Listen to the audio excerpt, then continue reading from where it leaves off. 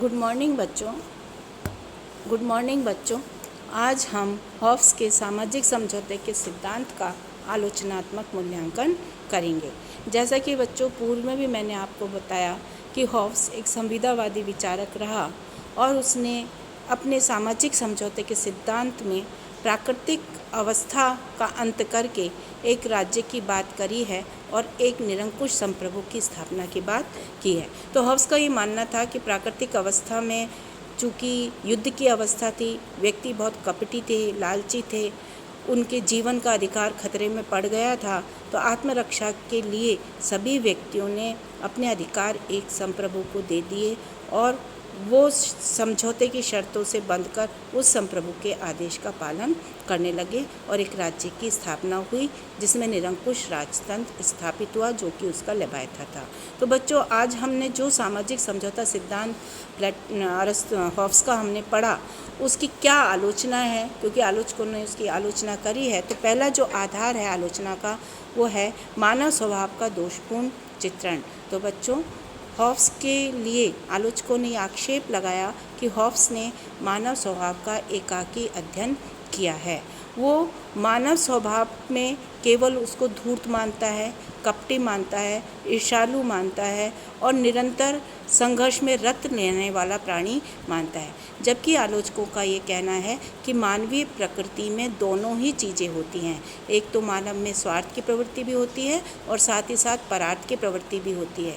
और इतिहास में कहीं पर भी ऐसे मानव स्वभाव का चित्रण नहीं है जिसमें कि मानव केवल कपटी, धूर्त, ईर्ष्यालु, घृणित और निरंतर लड़ाई के लिए अग्रसर रहने वाला व्यक्ति हो। तो उनका ये कहना है कि हॉब्स ने मानव स्वभाव की एकाकी प्रकृति का चित्रण किया है और उसी के आधार पर उसने अपनी प्राकृतिक अवस्था और समझौते का विवेचन किया है जो कि सही नहीं है।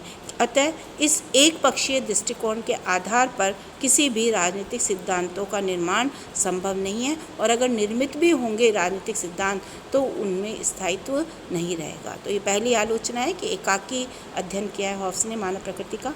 दूसरा, प्राकृतिक अवस्था का अस्वाभाविक चित्रण। दूसरी आलोचना आलोचकों ने करी है कि हॉब्स के जब मानव स्वभाव झगड़ालू है तो प्राकृतिक अवस्था निरंतर युद्ध की अवस्था है। जबकि इतिहास को यदि देखते हैं तो उसमें कहीं पर भी प्राकृतिक अवस्था युद्ध की अवस्था नहीं दिखाई देती, दोनों पक्ष होते हैं। शांति की भी प्राकृतिक अवस्था दिखाई दी है, लेकिन हॉब्स ने केवल युद्ध की अवस्था माना है और इस तरीके से ये चित्रण एक अस्वाभाविक है, अनऐतिहासिक है। और इस अवस्था का वर्णन यदि हम देखें तो आलोचक ये कहते हैं कि यदि ऐसे झगड़ालू व्यक्ति हैं और झगड़ते ही रहते हैं तो आप उनसे विवेक की उम्मीद कैसे कर सकते हो। ऐसे झगड़ालू व्यक्ति किस आधार पर राज्य की स्थापना करेंगे? समझौता करके समाज भी बनाएंगे और राज्य भी बनाएंगे, क्योंकि हॉब्स की प्राकृतिक अवस्था सामाजिक है और राजनीतिक है। तो ये भी समझ में नहीं आता। आलोचक कहते हैं कि ये भी उसके अनैतिहासिक विवेचन है प्राकृतिक अवस्था का।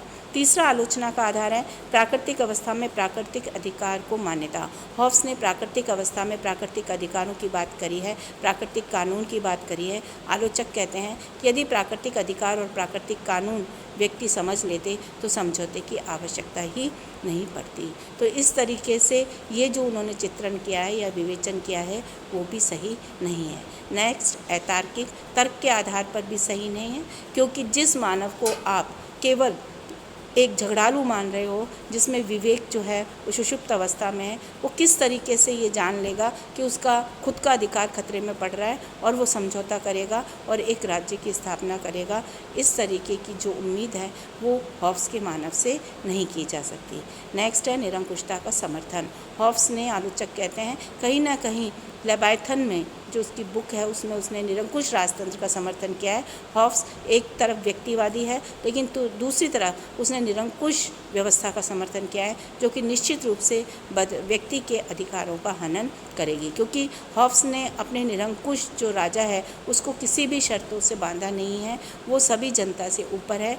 जो भी समझौता हुआ है उसमें जो शर्तें हैं वो केवल व्यक्तियों पर ही लागू हुई हैं, वो शासक पे लागू नहीं हुई हैं। तो इस तरीके से एक निरंकुश राजतंत्र का समर्थन हॉब्स ने किया है। तो बच्चों ये हमने कंप्लीट कर लिया हॉब्स। इसमें हमने सामाजिक समझौते का सिद्धांत, हॉब्स व्यक्तिवादी भी है, निरंकुशवादी भी है।